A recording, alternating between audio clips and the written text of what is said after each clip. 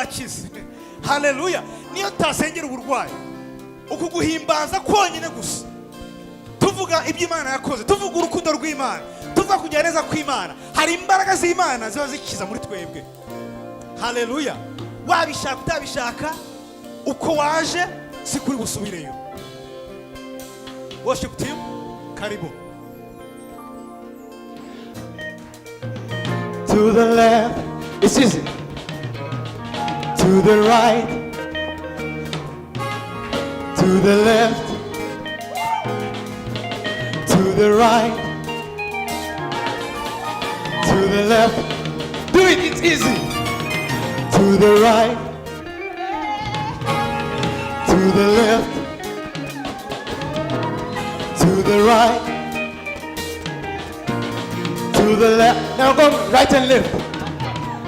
To the right, to the left, to the right, to the left, to the right, to the left, to the right, to the left, to the right, to the left. One more time. To the right, to the left, to the right, to the left, to the right, to the left, to the right, to the left, to the right. Oh, there is the right.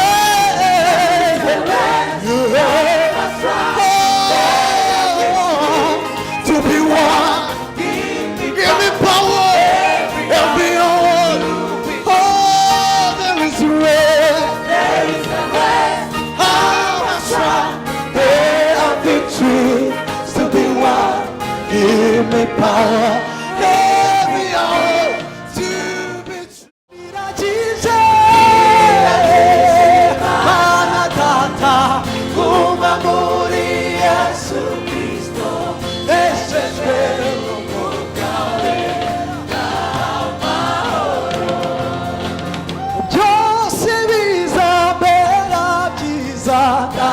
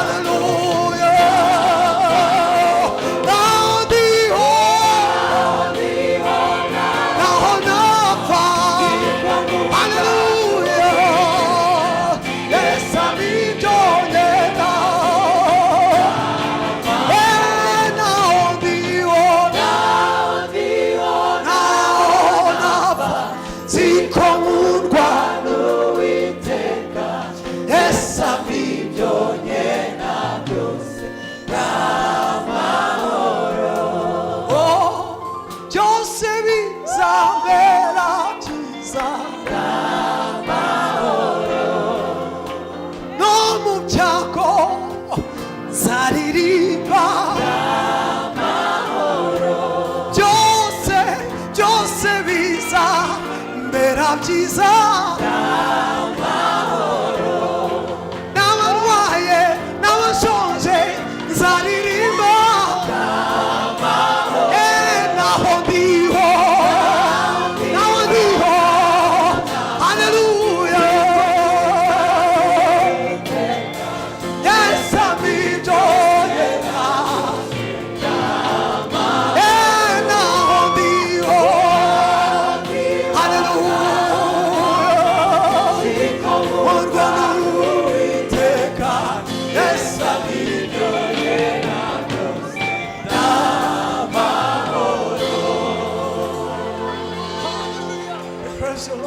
data wa twese uri mu ijuru, mu izina rya Yesu Kristo turagushimye. Twongeye guhamya aka kanya yuko turi amahoro kubera yuko dukundwa nawe mwami Yesu. Twongeye guhamya aka kanya yuko nubwo twaba turiho cyangwa twapfa nta cyatuma dushidikanya ko dukundwa nawe mwami Yesu. Ibyo bikaduha kuba amahoro. Turagushimye turi aha hantu, turagushimye turi muri presence yawe, turagushimye turi imbere yawe, turagushimye ko turi amahoro. Urakoze mwami Mana yacu, urakoze Mana Data, urakoze Mwuka Wera. Tugeze mu mwanya wo kumva ijambo ryawe, tuzamuye umukozi wawe mu masengesho imbere yawe mu izina rya Yesu Kristo. Turamusabiye cyane kugira ngo Umwuka Wera mubeho, kugira ngo message ufitiye buri muntu uri aha hantu, nta numwe watumiriye kugira ngo asubirire yaho, ariko message ufitiwe buri muntu wicaye aha hantu, Uwiteka Mana uyinyuze mu mukozi wawe maze uganire na buri mutima wose uri aha ngaha. Turasabye kugira ngo ubwo umugendera natwe ntudusige. Mwuka Wera ubane natwe, Mwuka Wera utuganirize, Mwuka Wera uduhe gutega amatwi kugira ngo tubashe kumva icyo dushakaho muri iyi minsi, kugira ngo twongere kumva icyo Imana Data dushakaho, kugira ngo twongere kumva icyo dushakaho muri uyu mwanya. Turaheza kirogoya yose mu izina rya Yesu Kristo, turaheza imbaraga mbi z'umwijima mu izina rya Yesu Kristo, kugira ngo Data wa twese uri mu ijuru, buri mbuto yose wabiba, buri mbuto y'ijambo wabiba, igwe mu mbibe nziza, igwe mu butaka bwiza, yera imbuto nyinshi, maze izo mbuto zigwire kandi zigumeho. Urakoze mwami Mana yacu, komeza kutugirira neza, ni mu izina rya Yesu Kristo tubisabye, amen.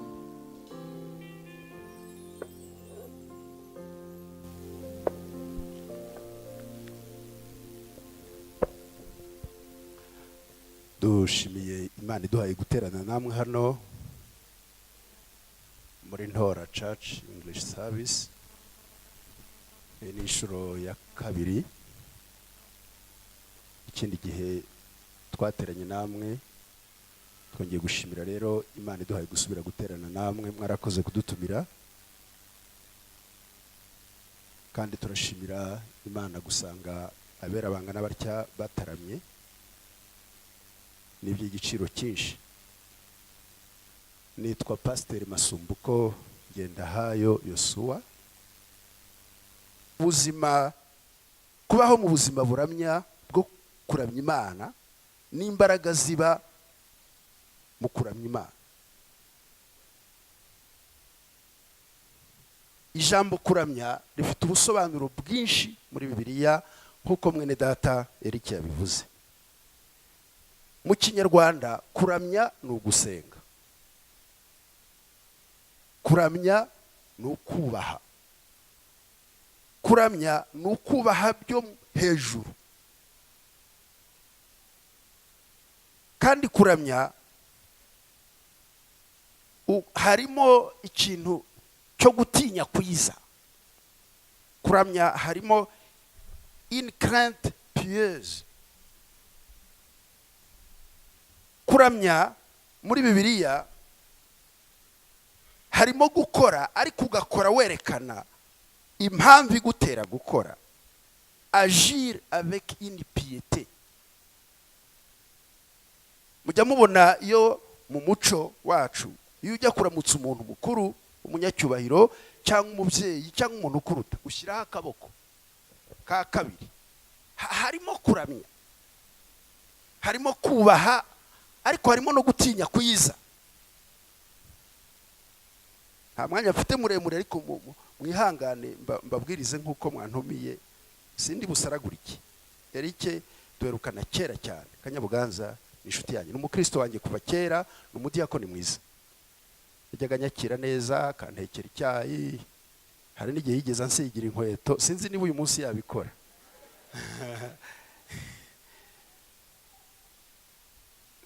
Kuramya Imana ni ijambo ryanditswe muri Bibiliya, isezerano rya kera. Kuramya, to worship, adore. Ntabwo mu Kinyarwanda kuramya bibamo. Ntabwo muri Bibiliya ntabwo bakunda gukoresha iryo jambo kuramya, ahubwo bakunda kuvuga gusenga. Ariko kuramya ni ijambo ryanditswe inshuro 170 mu isezerano rya kera, ariko risobanurwa inshuro nyinshi, to worship, gusenga. byanditswe inshuro 59 mu isezerano rishya, bisobanura mu buryo butandukanye, ariko kuramya bifite aho bikomoka kandi bifite uwo bikorerwa kandi bifite aho bikorerwa. Ndigisha abahanga b'aba intellectuel bafite ibintu byinshi mu bwonko, ariko ndigisha n'abakristo ngo basobanukirwe ijambo kuramya. Ahantu hose muri ADPR kera ntibyabagaho, ubu byabaye, byavuye, mwabikopeye. Iyi ni groupe worship team. Tutarakoresha icyongereza nta worship team zabaga muri ADPR. Ese no kuvuga ko tutaramyaga? Hoya, twararamyaga, ahubwo ibi ni ikintu babonye cyiza baragikopiya, ariko rimwe na rimwe babikora batazi iryo jambo kuramya. Ariyo mpamvu nshatse kubivuga mu buryo bwa Bibiliya. Kuramya bifite aho bikomoka kandi bifite uwo bikorerwa kandi bifite aho bikorerwa kandi bifite uburyo bikorwa, bifite igihe byagenewe, bifite n'igihe bizarangirira, ariko kuramyaho ntikuzarangira.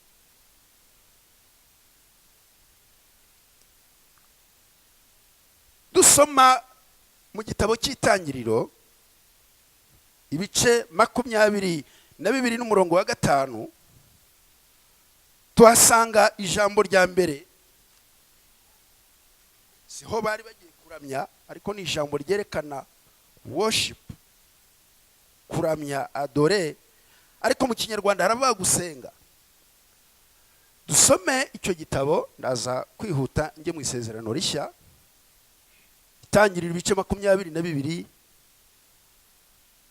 n'umurongo wa mbere tugere ku murongo waho wa 5.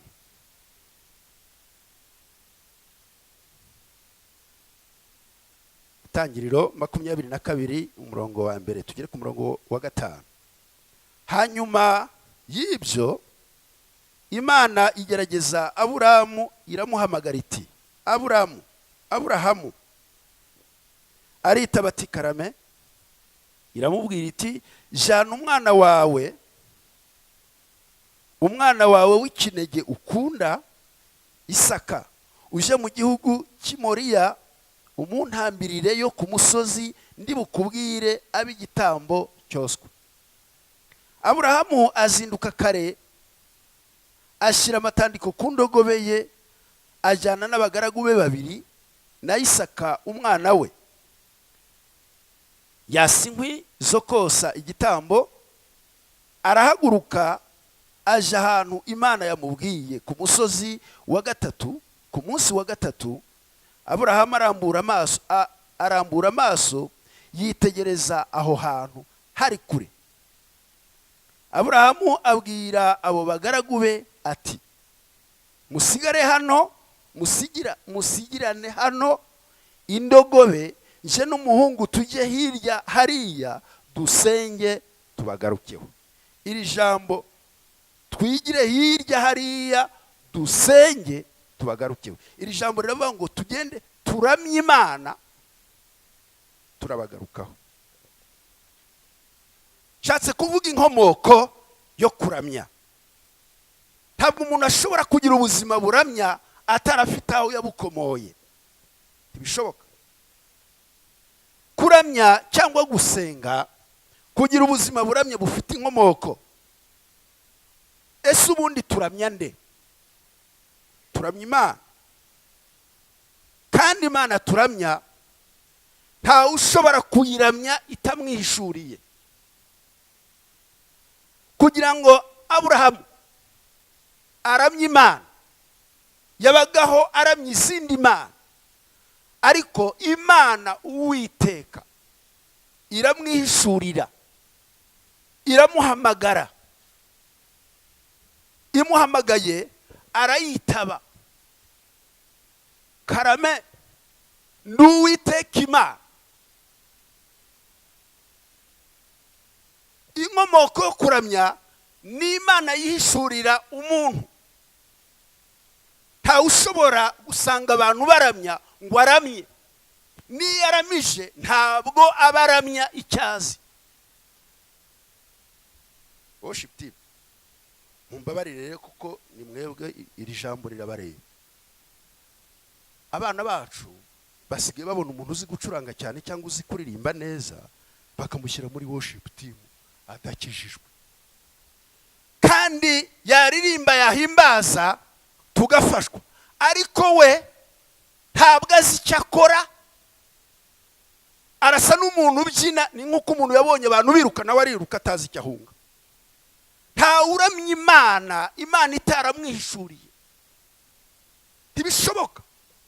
Niyo mpamvu kuramya Imana bisaba inkomoko ngo Imana ikwishurire, iguhamagare. Nimara kuguhamagara uyitabe, numara kuyitaba ikubwire icyo ari cyo. Hari ahantu mwavuze bari kuramya hariya baravuga ngo yes he is,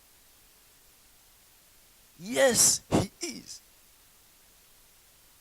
Utazi Imana, ibyo wakora byose uyiramya ntabwo ikuzi, kuko ntawe uramya Imana itamwiyeretse, ntawe uramya Imana itamwihishuriye. Ndagira ngo wumve iyo nkomoko yo kuramya, yo gusenga n'ibindi nibuze kuvuga hanyuma. Imana yishuriye Aburahamu iramubwira ngo ibyo warimo, ziriya mana za Sotera ntazo, ni jyewe Mana. Kandi irangira mu ngo ngwino ujyane aho nzakwereka, uhereye none uzajya ugenda undamya usenga. Irangije imuha na za promises mwavuze nyinshi. Iramubwira ngo nzaguha umugisha, nzakugwiza, nzaguha igihugu, nzaguhindura umugisha, abazakuvuma nzabavuma, kandi amahanga yose yo mu isi muri wowe azahabwa umugisha. Inkomoko yo kuramya Imana nuko Imana yihishurira umuntu. Usomye ku murongo wa mbere urahasanga ibi bintu mvuze. Urahasanga ko Imana yihishurira Aburahamu kandi ikamutegeka. Aburahamu karame, enda uwo mwana wawe w'ikinege. Mwarakoze uwo murongo ntabwo mwawumpaye, iyo muwumpa niwo nari kuvugaho kuko niwo werekana kuramya nyakuri. Kuramya bikomoka mu rukundo. Imana yadukunze first, natwe tukayikunda. Twarangiza ikadutegeka gukundana ubwacu. Niko kuramya. Mu yandi magambo, kuramya ni ugukora iby'urukundo rw'Imana rudutegeka kandi rudutegekera mu mwana wayo Yesu, kuko niho yatwihishuriye ngo tumenye Imana. Iramwihishurira imutegeka kugira icyo akora. Kuramya rero nubwo Imana ikwihishurira, kuramya Imana no kugira ubuzima buramya Imana bifite condition. Ntabwo ari ugupfa kuramya nko guhamiriza. Ubu nigeze ngerageza kuba intoreho gato. Ubu nzi guca umugara, nzi kubyina umusaturamano, urugamba rwaba isobe, nyamara sinzi umusaturamano byakomotse. Umugara sinzi uwazanye umugara, ngatera ivi, sinzi uwo bariterera, ariko narabikundaga, narahimbarwaga. N'ubu mu bintu rwose nkunda ahantu hari intore ndakanura, kandi iyo bagize batya nanyegera ngasanga naryohewe. Kandi sinzi inkomoko y'intore, sinzi umuco w'intore. Niko abantu benshi basenga Imana itarabihishuriye, ntibayizi, ariko bararirimba bakaramya icyo kikabarenga. Hari condition yo kuramya. Kuramya Imana bisaba kuyizera, kuyiriho, kandi ni ukuyizera no kuyumvira. Nizo condition zo kugira ngo kuramya Imana, ugira ubuzima buramya Imana, biri conditionné par la foi et l'obéissance en Dieu. Ntabwo ari gutega amaboko bana banjye. Yambona abantu bakunda gutega amaboko wabona ukabona agize atya. Ese iyo mugize mutyo muba muvuze, muzasome muzasanga biri muri Bibiliya, ariko mujye mubibigisha mutume bamenya impamvu dutega amaboko. Biri mu byanditswe. ni ngombwa ko umuntu Imana yihishuriye ayizera kandi akayumvira akayubaha. Icyanyuma, kuramya ntabwo bigarukira mu kwizera no kuyumvira, ahubwo bigarukira kuba uri tayari kuyikorera wese, kandi ukayikorera nk'uko igusaba muri kondisiyo zose. Iyo niyo true worship, bikomoka ku Mana ikwihishuriye kandi bikagusaba kuyizera no kuyumvira, kandi bikajyana no kuyikorera service. Ndagira ngo ngaruke gato mbabwire ko kuramya Imana, kuko ndi muri Bibiliya ndabwiriza nk'abashumba, simbwiriza nk'abahumekewe gusa, ndashaka gusa n'umushumba nyawe. Kuramya bifite ibimenyetso. Mu rurimi rw'Igiheburayo kuramya, uyu munsi nateguye mu Gifaransa, ni s'incliner.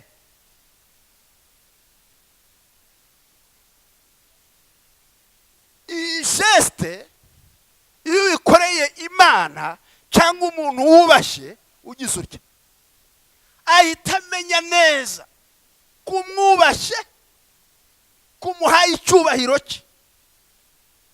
Hano hari abasoda,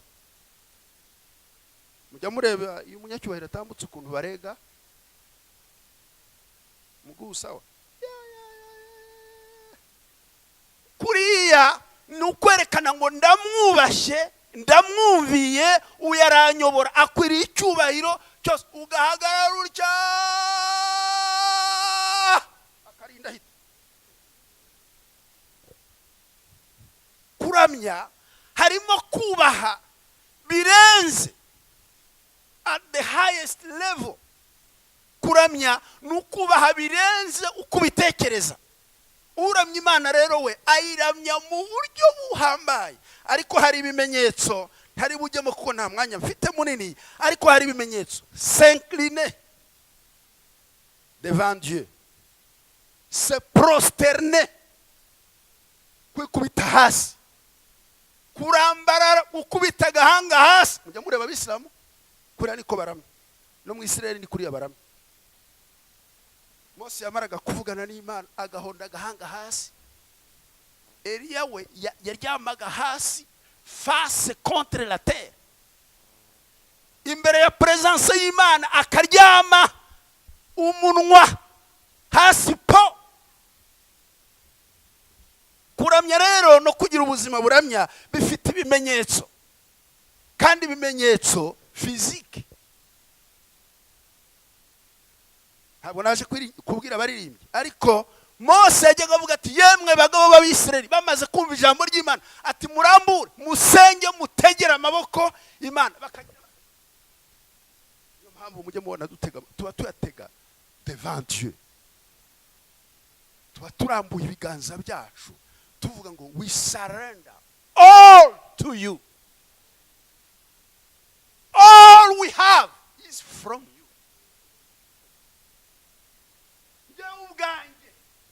Ibyo nunze nanjye ubwanjye, n'icyubahiro cyanjye, n'amafaranga yanjye, n'ubwiza bwanjye, njyewe ubwanjye n'uwawe.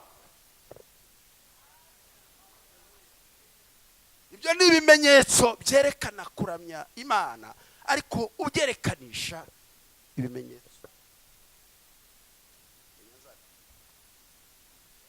Imana iyo yihishuriye umuntu, uyu muntu uzayiramya ayibona ate? Njyewe niyo mpano yanjye rwose, njyewe inama ziramvuna, ariko ngeze hano numva ngeze mu mavuta, kuko ngenda umushumba Nyakubahwa Sejera, ndi umushumba pe. Ubu ngubu ndashoye, ubu ndumva maze gushora imari ya Yesu ndayohereje, kandi ni ntaha ndamubwira ngo mvuye kugukorera. Ubu ndi kuramya Imana by preaching. Iyo uri kwigisha uba uri muri service yo kumenyekanisha Imana. Ubwo rero ndi kuyiramya, nubwo ntaririmbye, ndi kuyiramya muri uyu murimo wanjye w'impano y'Imana Imana yampaye.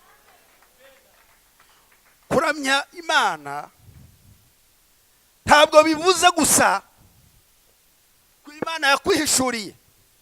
ndagira ngo nihute musome mu gitabo cyo Kuva ibice 34 n'umurongo wa 5. murasanga ahantu Mose yaramije imana. yaramije imana ate? yari yagiye ku musozi, imana imubwiye ngo ndashaka kuguha amabwiriza azagenga iri torero, ubu bwoko bwa Isirayeli, kandi azabafasha mu rugendo abavane aha hantu mu butayu abageze mu gihugu cy'isezerano. aya mategeko ngo imana imaze kuyamuha arayandika. imana yandikishije urutoki rwayo ku mabuye. nuza gusoma, kuko ntabwo ndi busome, ngo imana ikimara kumuha aya mategeko Mose yafashe. ndagira ngo mwumve inkomoko ituma turamya imana kandi tukayiramya ku manywa na nijoro. ngo imana yivugira imbere ye, ngo yivuga mu mazina. haleluya! ese mwagize ngo kwivuga mu mazina bisobanuye iki? imana yashatse kumwereka imana ninde, imana ni iki, imana iteye ite, imana ni ngo imubwira amazina. ndi Uwiteka Imana, ndera, ngira imbabazi, ntinda kurakara, nitangira kuzana ikibi, ndi umugwaneza. imana ivugira imbere y'amategeko, irivuga. yivuze Mose aravuga ati ha, mbega nuko nguko imana iri. afatamo akantu kamwe, afatamo imbabazi. muze kwasoma mugeze mu rugo iwanyu. arangije ngo dore ikimenyetso yakoresheje, ngo araramya.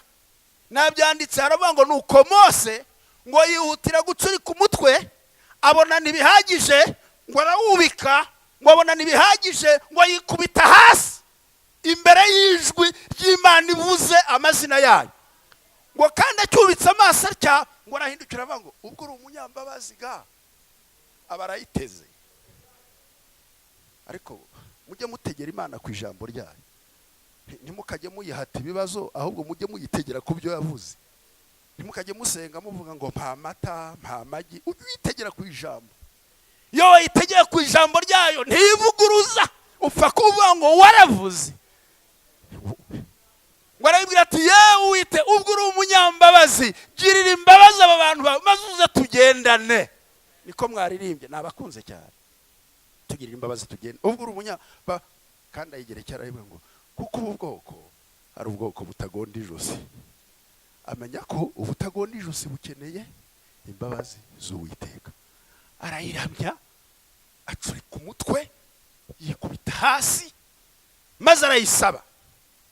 ni ngombwa kumenya, umuntu uramya imana akwiriye kumenya superiorite y'imana, uko imana iruta abantu, uko imana ikuruta, uko imana iruta akazi kawe. ndaza kubabwira ntaha ko muri iyi minsi tutagisenga imana, tutakiramya, ahubwo turamya ibyo yaduhaye. uzarebe ikikubwira ko turamya ibyo yaduhaye, iyo ibikozeho urayituka.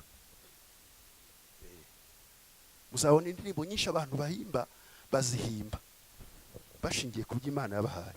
henga ibikubite, ikubite umutsima wishingikirizo rwa masumbuko. ako kanya atangira yibwira ati ibi nibyo nyituye, kuwukorera no gupfusha abantu. akazi kanjye baragatwaye pe. noneho you don't worship God, uraworshiping ibyo yaguhaye. that is an idol. iyo umuntu aramye iby'imana yamuhaye, ibyo yamuhaye biba byabaye imana mu cyimbo cy'abimuhaye. ni ngombwa kumenya ubukuru. nabuze uko mbivuga. imana ni nkuru, imana ni super, ni super power. hari ibintu biranga imana iyi turamya, se w'umwami Yesu Kristo. imana ni omniscient, izi byose. ni omnipotent, niyo yonyine izi byose, niyo yonyine ishobora byose, niyo yonyine ibera hose. wakoze uri umusizi kabisa. yavuze ngo tugiye mu cyumba, ngo the host of this room is the almighty God. ari hehe se? ari he? ni mumure, ariko arahari, akwiriye aha, ari kuri Facebook, ari kuri YouTube, ari mu base, ari mu barwayi, ari sehashika abadukurikira, ari kumwe na. How our God is great. Dukwiriye kuyisenga twamenye how great he is, how powerful he is. Hapana kuvuga ngo yampaye amata. Amata ni iki ku Mana? Zero. Imana ni nkuru, uretse kuguha amata y'umunsi umwe. Iyo mvuga akazi n'icyubahiro cy'umunsi umwe ni nk'igikombe cy'amata. Afite ubugingo kandi bwinshi cyane.